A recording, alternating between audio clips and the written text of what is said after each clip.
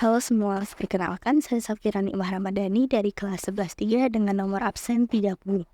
Pada video ini, saya akan membahas secara singkat mengenai 4 negara Eropa yang datang ke Indonesia. Pertama-tama, mari kita membahas latar belakang kedatangan bangsa Barat ini ke Indonesia.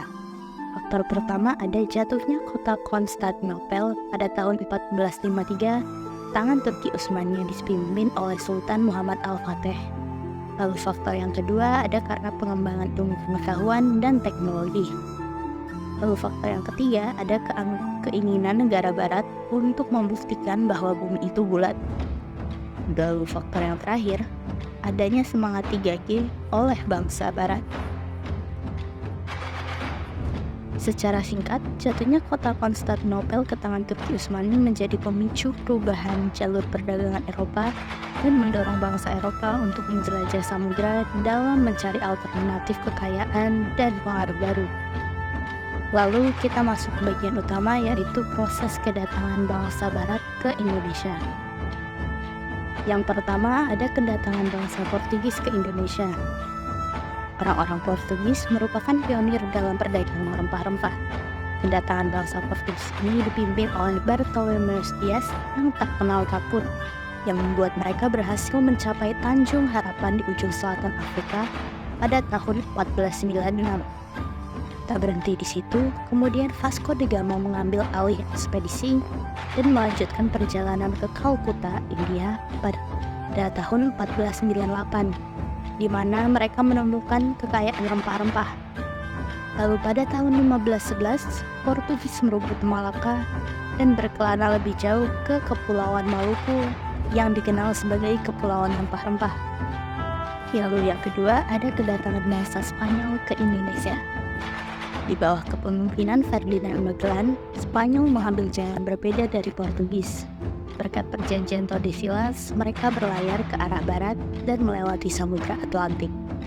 Ekspedisi Magellan sungguh luar biasa, di mana ia berhasil mengelilingi dunia dan mencapai Kepulauan Maluku pada tahun 1521. Sayangnya Magellan tidak selamat dalam perjalanan tersebut, namun warisannya tetap hidup. Pada akhirnya bangsa Spanyol pun berhasil dalam perdagangan rempah-rempah ini. Lalu yang ketiga ada kedatangan bangsa Inggris ke Indonesia. Para pelaut Inggris berlayar dari Samudra Atlantik menuju pantai timur Amerika Serikat. Setelah melewati Atlantik, mereka berakhir di Haiti, Amerika pada tahun 1492. Meskipun sebenarnya tujuan awalnya adalah mencapai Asia. Rombongan ekspedisi Inggris kemudian melanjutkan perjalanan ke timur melintasi Samudra Hindia. Akhirnya setelah cukup lama ekspedisi yang dilakukan, mereka pun mencapai Maluku yang merupakan pusat rempah-rempah di Nusantara. Lalu yang terakhir ada kedatangan bangsa Belanda ke Indonesia. Dalam perjalanannya menuju Indonesia, Belanda mengambil rute yang menghindar dari Portugis karena khawatir akan persaingan sengit dalam perdagangan rempah-rempah. Oleh karena itu, Belanda mencari rute alternatif untuk mengamankan pasokan rempah-rempah dan menghindari persaingan langsung dengan Portugis. Pada tahun 1596, Belanda berangkat dari Belanda, melintasi pantai barat Afrika menuju Tanjung Harapan. Lalu melanjutkan perjalanan melintasi Samudra Hindia hingga melewati Selat Sunda dan berlabuh di Banten. Orang-orang Belanda ini sangat tahu cara mendominasi perdagangan rempah-rempah. Setelah merebut Malaka dari Portugis, mereka menjadi pemain besar di Kepulauan Maluku.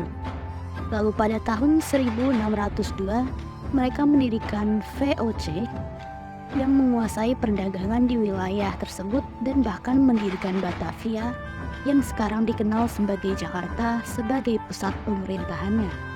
Terima kasih telah menyaksikan video ini. Semoga informasi yang saya sampaikan bermanfaat dan dapat menambah pengetahuan kita semua mengenai sejarah kedatangan bangsa-bangsa Eropa ke Indonesia.